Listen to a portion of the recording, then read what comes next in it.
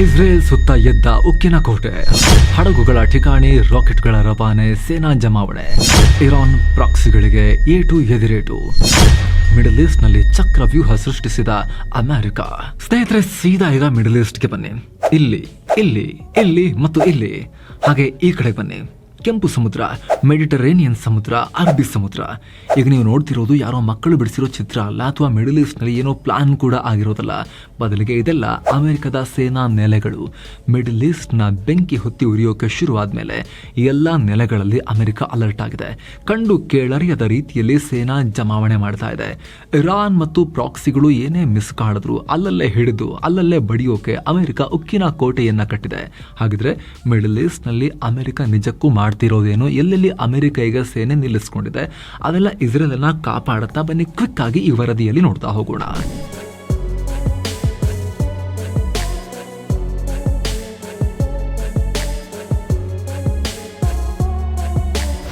ದಕ್ಷಿಣದಲ್ಲೂ lock, ಉತ್ತರದಲ್ಲೂ stroke.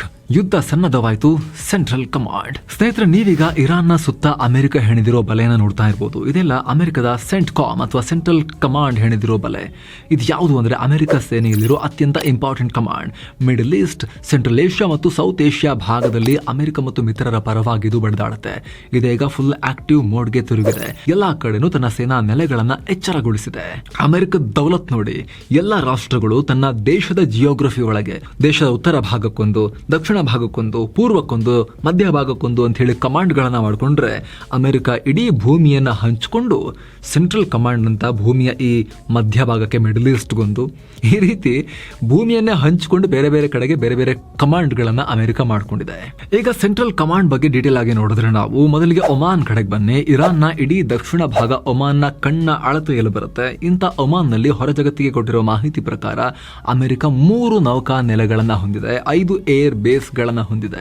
So Iran Israel ವಿರುದ್ಧ ಏನೇ ಹೆಜ್ಜೆ ಇಟ್ಟರೂ ಕೂಡ ಅಮೆರಿಕದ ನೌಕೆಗಳು, ಯುದ್ಧ ವಿಮಾನಗಳು ಮಿಂಚಿನಂತೆ ಇರಾನ್ ಮೇಲೆ ದಾಳಿ ಮಾಡೋ ತರ ಈ ಭಾಗದಲ್ಲಿ ಅಲರ್ಟ್ ಸ್ಟೇಟ್ ನಲ್ಲಿ ರೆಡಿ ಇವೆ.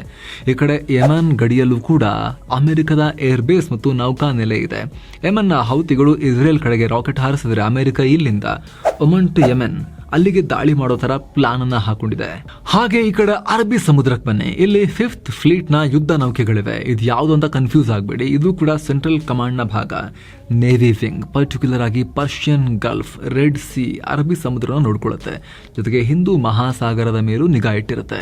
ಇದು ಡಿಸ್ಟ್ರಾಯರ್ಸ್, ಕ್ರೂಸರ್ಸ್ ಹಾಗೆ ಯುದ್ಧ ವಾಹಕ ನೌಕೆಗಳನ್ನ ಸನ್ನದ್ಧ ಸ್ಥಿತಿಯಲ್ಲಿಟ್ಟಿದೆ. ಹಾಗೆ ಚೂರಿ ಕಡೆಗೆ ಬಂದ್ರೆ ಇಲ್ಲಿ UAE ಇದೆ. ಇದು ಕೂಡ ಸ್ಟ್ರಾಟಜಿಕಲಿ ತುಂಬಾ ಆಯಕಟ್ಟಿನ ಜಾಗ. ಇಲ್ಲಿ ಅಮೆರಿಕದ ಅಲ್ ಡಫ್ರಾ ಏರ್ ಬೇಸ್ ಇದೆ. ಹೊರ ಜಗತ್ತಿಗೆ ಅಮೆರಿಕ ಕೊಟ್ಟಿರೋ ಮಾಹಿತಿ ಪ್ರಕಾರ 5,000 ಅಮೆರಿಕನ್ ಸೈನಿಕರಿದ್ದಾರೆ ಇಲ್ಲಿ ಅಮೆರಿಕ 380ನೇ ಏರ್ ಎಕ್ಸ್ಪೆಡಿಷನರಿ ವಿಂಗ್ ಅನ್ನ ಇಟ್ಟಿದೆ. ಇದರಲ್ಲಿ McDonald Douglas KC-10A extenders, Lockheed U-2 dragon ladies, Boeing E-3 sentry ಹಾಗೆ ನಾರ್ಥ್ರಾಪ್ ಗ್ರಮ್ಮನ್ RQ-4 ಗ್ಲೋಬಲ್ ಹಾಕ್ ಅನ್ನೋ ಸರ್ವೆಲೆನ್ಸ್ ಏರ್ ಕ್ರಾಫ್ಟ್ಸ್ ಇವೆ. 2022ರಲ್ಲಿ ಈ ನೆಲೆಯನ್ನೇ ಟಾರ್ಗೆಟ್ ಮಾಡಿಕೊಂಡು ಹೌತಿಗಳು ದಾಳಿ ಮಾಡಿದ್ರು. ಅಮೆರಿಕ ಅದನ್ನ ಹೊಡೆದು ಹಾಕಿತ್ತು. ಸೊ ಒಂದು ವೇಳೆ ಇರಾನ್ ಮತ್ತು ಪ್ರಾಕ್ಸಿಗಳು ಇಸ್ರೇಲ್ ಮೇಲೆ ದಾಳಿ ಶುರು ಮಾಡಿದ್ರೆ ಅಮೆರಿಕ ಇಲ್ಲಿಂದಲೂ ಭಗ್ಗಂತ ಆಕ್ಟಿವೇಟ್ ಆಗಿ ಶತ್ರುಗಳ ಮೇಲೆ ಮುಗಿ ಬೀಳುತ್ತೆ. ಸ್ನೇಹಿತರೆ, ವರದಿಯಲ್ಲಿ ಮುಂದುವರಿಯಕ್ಕಿಂತ ಮುಂಚೆ ಈ ವಿಡಿಯೋದ ಪಾರ್ಟ್ನರ್ಸ್ ಆಗಿರೋ ಗ್ರೋತ್ ಸ್ಕೂಲ್ ಬಗ್ಗೆ ಕ್ವಿಕ್ ಆಗಿ ಮಾಹಿತಿ ಪಡ್ಕೊಂಡ್ಬಿಡೋಣ. ಈಗ ಭಾರತದಲ್ಲಿ ದೊಡ್ಡ ಲೇ ಆಫ್ ಟ್ರೆಂಡ್ ಶುರುವಾಗಿದೆ. ಜಾಬ್ ನಿಂದ ತೆಗೆದು ಹಾಕ್ತಾ ಇದ್ದಾರೆ. ಕಾರಣ AI. ಈ AI ಬಗ್ಗೆ ತಿಳ್ಕೊಳ್ಳದೆ ಇದ್ರೆ ನಾವು ಟೆಕ್ನಾಲಜಿ ಫೀಲ್ಡ್ ನಲ್ಲಿ ಹಿಂದೆ ಬೀಳೋದು ಗ್ಯಾರಂಟಿ. ಹಾಗಾಗಬಾರದು ಅಂತ ಹೇಳಿದ್ರೆ ಗ್ರೋತ್ ಸ್ಕೂಲ್ ನ 3 ಗಂಟೆಗಳ chat GPT and AI workshop ಅನ್ನು ನೀವು ಅಟೆಂಡ್ ಮಾಡಬಹುದು. ಅದರಲ್ಲೂ ಕೂಡ ನಮ್ಮ ಚಾನೆಲ್ ನ ವೀಕ್ಷಕರಿಗೆ ವಿಶೇಷ ಆಫರ್ ಇದೆ. ಮೊದಲ 1000 ಜನಕ್ಕೆ ಇದು ಫ್ರೀ ಇರುತ್ತೆ. ಈ ವರ್ಕ್ಶಾಪ್ ನಿಮ್ಮನ್ನ ಈ AI ಜಗತ್ತಲ್ಲಿ ಟಾಪ್ 1% ನಲ್ಲಿರೋಕೆ ಹೆಲ್ಪ್ ಮಾಡುತ್ತೆ. ಕೆಲವೇ ನಿಮಿಷಗಳಲ್ಲಿ ಎಕ್ಸೆಲ್ ಡೇಟಾ ಸಾಲ್ವ್ ಮಾಡೋದನ್ನ ಕಲಿಬಹುದು. ಏನು content ideation, data, business analytics, video editing, ಈ ರೀತಿ ನಾನಾ ವಿಚಾರಗಳಿಗೆ ಸಂಬಂಧಪಟ್ಟಂತೆ, AIಗೆ ಸಂಬಂಧಪಟ್ಟಂತೆ, ಚಾಟ್ GPTಗೆ ಸಂಬಂಧಪಟ್ಟಂತೆ ಸಂಪೂರ್ಣವಾಗಿ ನೀವು ನಿಮ್ಮ ಸ್ಕಿಲ್ ಅನ್ನ ಶಾರ್ಪನ್ ಮಾಡ್ಕೋಬಹುದು. ಎಸ್ಪೆಷಲಿ ಆಲ್ರೆಡಿ ಉದ್ಯೋಗದಲ್ಲಿರೋರಿಗೆ ಅವರ ಸ್ಯಾಲರಿಯನ್ನ ಜಾಸ್ತಿ ಮಾಡ್ಕೊಳ್ಳೋಕೆ, ಪ್ರಮೋಷನ್ ಪಡ್ಕೊಳ್ಳೋಕೆ, ಕರಿಯರ್ ಗ್ರೋತ್ ಅನ್ನ ವೇಗವಾಗಿ ಜಾಸ್ತಿ ಮಾಡ್ಕೊಳ್ಳೋಕೆ, 3x 10x ಆ ರೀತಿ ಇಂಪ್ರೂವ್ ಮಾಡ್ಕೊಳ್ತಾ ಹೋಗೋಕೆ ಏನ್ ಬೇಕು? ಸುಮ್ಮನೆ ಕೇಳಿದ ತಕ್ಷಣ ಸಿಕ್ಬಿಡುತ್ತಾ? ಕಂಪನಿಗಳು ಕೊಟ್ಬಿಡ್ತಾವೆ? ಇಲ್ಲ. ನೀವೇನು ಆಫರ್ ಮಾಡ್ತೀರಿ ಕೇಳ್ತಾರೆ. ಹಾಗಾಗಿ ನಮ್ಮ ಸ್ಕಿಲ್ ಅನ್ನ ಬೆಟರ್ ಮಾಡ್ಕೋಬೇಕಾಗತ್ತೆ. ಅದಕ್ಕೆ ಗ್ರೋತ್ ಸ್ಕೂಲ್ ನಿಮಗೆ ಒಳ್ಳೆ ಅಪರ್ಚುನಿಟಿ ಆಗಬಹುದು. ಯಾಕಂದ್ರೆ ಇಲ್ಲಿ ಇಂಡಸ್ಟ್ರಿಯ ಟಾಪ್ ಎಕ್ಸ್ಪರ್ಟ್ಗಳು ಬೇರೆ ಬೇರೆ ಕಡೆ ಕೆಲಸ ಮಾಡಿ ಪ್ರಾಕ್ಟಿಕಲ್ ಅನುಭವ ಹೊಂದಿರೋರು ಖುದ್ದಾಗಿ ಬಂದು ಇಲ್ಲಿ ಟೀಚ್ ಮಾಡ್ತಾರೆ, ಮೆಂಟರ್ಶಿಪ್ ಮಾಡ್ತಾರೆ. ಟೆಕ್ನಿಕಲ್ ಫೀಲ್ಡ್ ಅಲ್ಲಿರಲಿ ಅಥವಾ ಸೇಲ್ಸ್, HR, ಆಪರೇಷನ್ಸ್ ಇರಲಿ, ಯಾವುದೇ ಫೀಲ್ಡ್ ಆಗಿರಲಿ, ಇವನ್ ಆಂಟ್ರಪ್ರನರ್, ಫ್ರೀಲಾನ್ಸರ್ ಆಗಿದ್ರು ಕೂಡ ಈ ಕೋರ್ಸ್ ನಿಮಗೆ ಮತ್ತಷ್ಟು ನಿಮ್ಮನ್ನ ಬ್ರೈಟನ್ ಅಪ್ ಮಾಡ್ಕೊಳ್ಳೋಕೆ ಹೆಲ್ಪ್ ಮಾಡುತ್ತೆ. ಆಗ್ಲೇ ಹೇಳಿದ ಹಾಗೆ ನಮ್ಮ ಚಾನಲ್ ವೀಕ್ಷಕರಿಗೆ ವಿಶೇಷ ಆಫರ್ ಇದೆ. ಮೊದಲ 1000 ಜನಕ್ಕೆ ಫ್ರೀ ಇದೆ. ಆಸಕ್ತರು ಡಿಸ್ಕ್ರಿಪ್ಷನ್ ಹಾಗೂ ಪಿನ್ ಮಾಡಿರೋ ಕಾಮೆಂಟ್ ನಲ್ಲಿ ಕೊಟ್ಟಿರೋ ಲಿಂಕ್ ಮೂಲಕ ಇದಕ್ಕೆ ಎನ್ರೋಲ್ ಆಗ್ಬೋದು, ಜಾಯಿನ್ ಆಗ್ಬೋದು, ಇದಕ್ಕೆ ಅಪ್ಲೈ ಮಾಡಬಹುದು. ಡಿಸ್ಕ್ರಿಪ್ಷನ್ ಅಲ್ಲಿ ಹಾಗೂ ಪಿನ್ ಮಾಡಿರೋ ಕಾಮೆಂಟ್ ನಲ್ಲಿ ಲಿಂಕ್ ಇದೆ. ಏನೋ ಕುವೈತ್ ಕಡೆಗೆ ಬಂದ್ರೆ ಅದು ಅಮೆರಿಕಗೆ ದೊಡ್ಡ ಸೇನಾ ನೆಲೆಯನ್ನ ಒದಗಿಸಿದೆ. ಅಲ್ಲಿ 2 ವಾಯುನೆಲೆ, 2 ಔಟ್ ಪೋಸ್ಟ್ ಇದೆ. ಮಾಹಿತಿ ಪ್ರಕಾರ ಸುಮಾರು 13,000 ಅಮೆರಿಕನ್ ಸೈನಿಕರಿಲ್ಲಿದ್ದಾರೆ. ಇನ್ನು ಸ್ವಲ್ಪ ಈ ಕಡೆ ಬಂದ್ರೆ ಇಲ್ಲಿ ಕತಾರ್ ಇದೆ. ಇದು ಇಡೀ ಮಿಡಲ್ ಈಸ್ಟ್ ನಲ್ಲಿ ಅಮೆರಿಕಗೆ ತುಂಬಾ ಇಂಪಾರ್ಟೆಂಟ್ ಜಾಗ. ನೀವೇ ನೋಡ್ತಿರ್ಬೋದು, ಇರಾನ್ಗೆ ಅತ್ಯಂತ ಹತ್ತಿರದಲ್ಲಿದೆ. ಅಮೆರಿಕದ ಅತಿ ದೊಡ್ಡ ವಾಯುನೆಲೆ ಇರೋದು ಇಲ್ಲೇ. ಈ ಮುಂಚೆ ಗಲ್ಫ್ ಯುದ್ಧದಲ್ಲಿ ಇದೇ ನೆಲವನ್ನ ಬಳಸಿ ಅಮೆರಿಕದ F-15 ಈಗಲ್, F-16 ವಿಮಾನಗಳು ಇರಾಕ್ ಅನ್ನ ಹಣ್ಣುಗಾಯ ನೀರ್ಗಾಯ ಮಾಡಿದ್ವು. ಸದ್ಯಕ್ಕೆ ಇಲ್ಲಿ ಅಮೆರಿಕ ತನ್ನ 13,000 ಸೈನಿಕರನ್ನ ಇಟ್ಟಿದೆ. ಜೊತೆಗೆ ಅಮೆರಿಕ ಈ ಪುಟ್ಟ ಭೂಭಾಗದಲ್ಲಿ 2 ಏರ್ ಬೇಸ್ ಗಳನ್ನ ಹೊಂದಿದೆ. ನಿಮ್ಗೆ ಈಗ ಒಂದು ಡೌಟ್ ಬರ್ಬೋದು, ಅಮೆರಿಕಗೆ ನೆಲೆ ಕೊಟ್ರೆ ಇರಾನ್ ಸುಮ್ಮನಿರುತ್ತಾ, ನಾಳೆ ಅವ್ರ ವಿರುದ್ಧ ಯುದ್ಧ ಸಾರಿದ್ರೆ ಅಂತ. ಅದರಲ್ಲೂ ಕುವೈತ್ ಉಗ್ರಗಾಮಿಗಳನ್ನ ಸಾಕೊಂಡು ಬಂದಿರೋ ದೇಶ. ಏನೋ ಕತಾರ್ ಅಂತೂ ಖತರ್ನಾಕ್ ಡಿಪ್ಲೊಮ್ಯಾಟಿಕ್ ಕಂಟ್ರಿ. ಅವರು Hezbollah, Hamas, Iran, America, Russia ಎಲ್ಲರೊಂದಿಗೂ ಚೆನ್ನಾಗಿದ್ದಾರೆ. ತಾಲಿಬಾನಿಗಳನ್ನು ಚೆನ್ನಾಗಿ ನೋಡ್ಕೊಂಡಿದ್ದಾರೆ. ಸೊ ಎಲ್ಲರೂ ಬೇಕು, ನೀವು ಎಲ್ಲರಿಗೂ ಜಾಗ ಕೊಡ್ತೀವಿ ಬನ್ನಿ, ನಮ್ಮ ತಂಟೆಗೂ ಯಾರು ಬರಬೇಡಿ ಆ ಲೆಕ್ಕಾಚಾರದಲ್ಲಿ ಅವರು. ಸೊ ಇವರು ಅಮೆರಿಕಗೂ ದೊಡ್ಡ ವಾಯುನೆಲೆಯನ್ನು ಹೊಂದೋಕೆ ಜಾಗ ಮಾಡಿಕೊಟ್ಟಿದ್ದಾರೆ ಕತಾರ್ನ ಒಳಗಡೆ. ಯಾಕಂದ್ರೆ ಈ ಗಲ್ಫ್ ಕಂಟ್ರೀಸ್ಗೆ ಏನಿಲ್ಲ ಅಂದ್ರೂ ಭದ್ರತೆ ತುಂಬಾ ಮುಖ್ಯ. ಕುವೈತ್ ಮತ್ತು ಕತಾರ್ ಶ್ರೀಮಂತಿಕೆ ಉಳಿಬೇಕು ಅಂದ್ರೆ ಸೆಕ್ಯೂರಿಟಿ ತುಂಬಾ ಇಂಪಾರ್ಟೆಂಟ್ ಆಗುತ್ತೆ. ಒಂದು ವೇಳೆ ಸ್ವಲ್ಪ ಎಚ್ಚರ ತಪ್ಪಿದ್ರು ಕೂಡ ಬೇರೆ ಗಲ್ಫ್ ಕಂಟ್ರಿಗಳ ತರ ಇವರು ಕೂಡ ಹಾಳಾಗಬಹುದು. ಹೀಗಾಗಿ ಅದಕ್ಕೆ ಬಿಗ್ ಡ್ಯಾಡಿ ಅಮೆರಿಕದ ಕಾವಲು ಬೇಕು. ಸದ್ಯಕ್ಕಂತೂ ಯಾವ ಗಲ್ಫ್ ಕಂಟ್ರಿ ಕೂಡ ಮತ್ತೊಂದು ಕಂಟ್ರಿಯನ್ನ ನಂಬೋಕ್ ತಯಾರಿಲ್ಲ. ಇಸ್ಲಾಂ ಹೆಸರಲ್ಲಿ ಇವರೆಲ್ಲ ಒಟ್ಟಾದ್ರೂ ಕೂಡ ಅದು ಎಷ್ಟು ದಿನ ಚೆನ್ನಾಗಿರ್ತಾರೆ ಗೊತ್ತಿಲ್ಲ. ಯಾಕಂದ್ರೆ ಗಲ್ಫ್ ಭಾಗದಲ್ಲಿ ಸ್ನೇಹ ಅನ್ನೋದಕ್ಕೆ ಹೆಚ್ಚಿನ ದಿನಗಳ ವ್ಯಾಲಿಡಿಟಿ ಇಲ್ಲ. ಜೊತೆಗೆ ಅಮೆರಿಕ ಸುಮ್ಮನೆ ಎಕ್ಸಿಬಿಷನ್ಗೆ ಅಂತ ಇಲ್ಲಿ ವಿಮಾನಗಳನ್ನಿಟ್ಟು, ಸೈನಿಕರನ್ನಿಟ್ಟು, ಏರ್ ಬೇಸ್, ನೌಕಾನೆಲೆಗಳನ್ನ ಮಾಡಿಕೊಂಡು ಖರ್ಚು ಮಾಡಿಲ್ಲ. ಬಿಲಿಯನ್ ಗಟ್ಟಲೆ ಡಾಲರ್ ಹಣವನ್ನ ಸುರಿದಿಲ್ಲ. ಈ ತರ ಸನ್ನಿವೇಶ ಬರುತ್ತೆ, ಅವಾಗ ಯೂಸ್ ಮಾಡಕ್ಕಂತಾನೆ ಅವುಗಳನ್ನ ಅಮೆರಿಕ ಇನ್ವೆಸ್ಟ್ ಮಾಡಿ ನಿರ್ಮಾಣ ಮಾಡಿರೋದು. ಸೊ ಇಂಥ ಟೈಮ್ನಲ್ಲಿ ಅಮೆರಿಕ ಈ ರಾಷ್ಟ್ರಗಳ ಪರ್ಮಿಷನ್ ಎಲ್ಲ ಕೇಳ್ತಾ ಕೂರೋದಿಲ್ಲ, ಅವುಗಳನ್ನ ಯೂಸ್ ಮಾಡ್ಲಾ ಬೇಡವಾ ಅಂತ ಹೇಳಿ. ಅವ್ರು ಬೇಕಾಗಿದ್ದನ್ನು ಅವ್ರು ಮಾಡ್ತಾರೆ ಅಮೆರಿಕದವರು. ಹಾಗಂತ ಒಂದು ವೇಳೆ ಕತಾರ್, ಕುವೈತ್ಗಳು ಒಂಚೂರು ತಕರಾರು ಮಾಡಿದ್ರು ಕೂಡ ಅಮೆರಿಕಗೆ ಬೇರೆ ಆಪ್ಷನ್ಸ್ ಕೂಡ ಇದೆ. ಅಲ್ಲಿ ಬಹ್ರೇನ್ ಇದೆ, ಅಲ್ಲಿ ಅಮೆರಿಕದ 7,000 ಟ್ರೂಪ್ಸ್ ಇವೆ. ಅಮೆರಿಕದ ನೇವಲ್ ಬೇಸ್ ಇದೆ.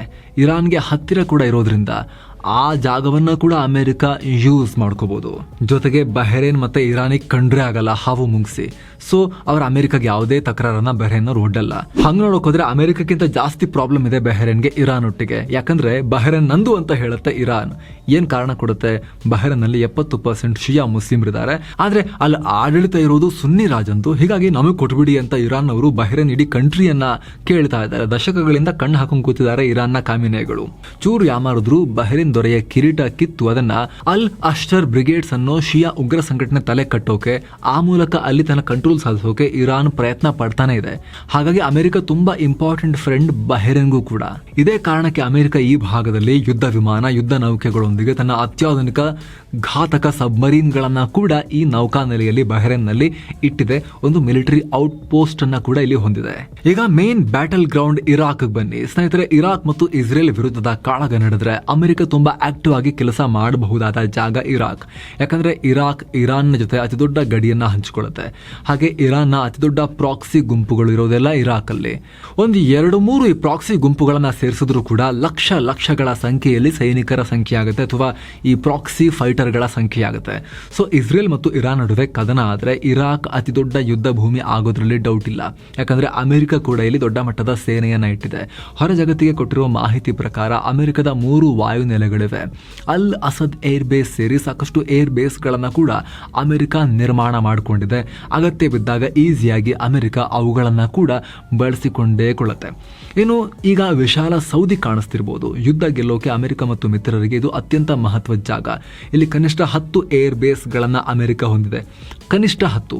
ಯೆಮೆನ್ ಗಡಿಯಲ್ಲೊಂದು, ಜೋರ್ಡಾನ್ ಗಡಿಯಲ್ಲಿ ಒಂದು. ಹೀಗಾಗಿ ಎಲ್ಲಾ ಕಡೆ ದೊಡ್ಡಣ್ಣ ಭದ್ರವಾಗಿ ನಿಂತ್ಕೊಂಡಿದ್ದಾನೆ. ಅಮೆರಿಕ ಪಡೆಯ ಅತ್ಯಂತ ಶಕ್ತಿಶಾಲಿ ಅಂತ ಕರೆಸ್ಕೊಳ್ಳೋ F-series ಯುದ್ಧ ವಿಮಾನಗಳು ಕ್ಷಿಪಣಿಗಳು, air defence system, third NQ reaper drones, artillery, rocket launcher ಎಲ್ಲವನ್ನ ಕೂಡ ಅಮೆರಿಕ ಇಲ್ಲಿಟ್ಟಿದೆ. ಹಾಗೆ ಸ್ವಲ್ಪ ಈ ಕಡೆಗೆ ಬಂದ್ರೆ ಕೆಂಪು ಸಮುದ್ರ ಇದೆ.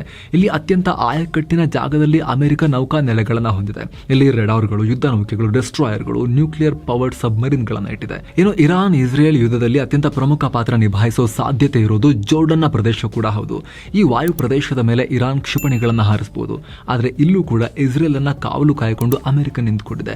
ಜೋರ್ಡನ್ನಲ್ಲಿ ಲಭ್ಯ ಇರೋ ಮಾಹಿತಿಯ ಪ್ರಕಾರ ಅಮೆರಿಕ ಒಂದು ಔಟ್ಪೋಸ್ಟ್ ಮತ್ತು ವಾಯು ನೆಲೆಯನ್ನ ಹೊಂದಿದೆ. ಇದು ಸಿರಿಯಾ ಇರಾಕಿ ಗಡಿಯಲ್ಲಿರೋದ್ರಿಂದ ಅಲ್ಲಿಂದ ಬರೋ ಬೆದರಿಕೆಗಳನ್ನ ಅಮೆರಿಕ ಹೊಡೆದು ಹಾಕಬಹುದು. ಜೊತೆಗೆ ಅಮೆರಿಕ ಜೋರ್ಡನ್ ಚೆನ್ನಾಗಿವೆ, ಸೊ ಇಲ್ಲಿಂದಲೂ ಅಮೆರಿಕ ದಾಳಿ ಮಾಡೋ ಸಾಧ್ಯತೆ ಇರುತ್ತೆ. ಹಾಗೇನು ಸ್ವಲ್ಪ ಪಕ್ಕಕ್ಕೆ ಸರಿದ್ರೆ ಈಜಿಪ್ಟ್ನಲ್ಲೂ ಕೂಡ ಅಮೆರಿಕ ಒಂದು ನೌಕಾ ನೆಲೆಯನ್ನ ಹೊಂದಿದೆ. ಇದು ಕೂಡ ಇಸ್ರೇಲ್ನ ಬದಿಯಲ್ಲಿರೋ ಪ್ರದೇಶವೇ. ಇನ್ನು ಈ ಕಡೆ ಬಂದ್ರೆ ಸೈಪ್ರಸ್ ಇದೆ. ಇಲ್ಲಿ ಅಮೆರಿಕ ಯಾವುದೇ ಸೇನಾ ನೆಲೆಯನ್ನ ಹೊಂದಿಲ್ಲ, ಆದರೆ ಅಮೆರಿಕಗೆ ತುಂಬಾ ಬೇಕಾಗಿರೋ ರಾಷ್ಟ್ರ ಇದು.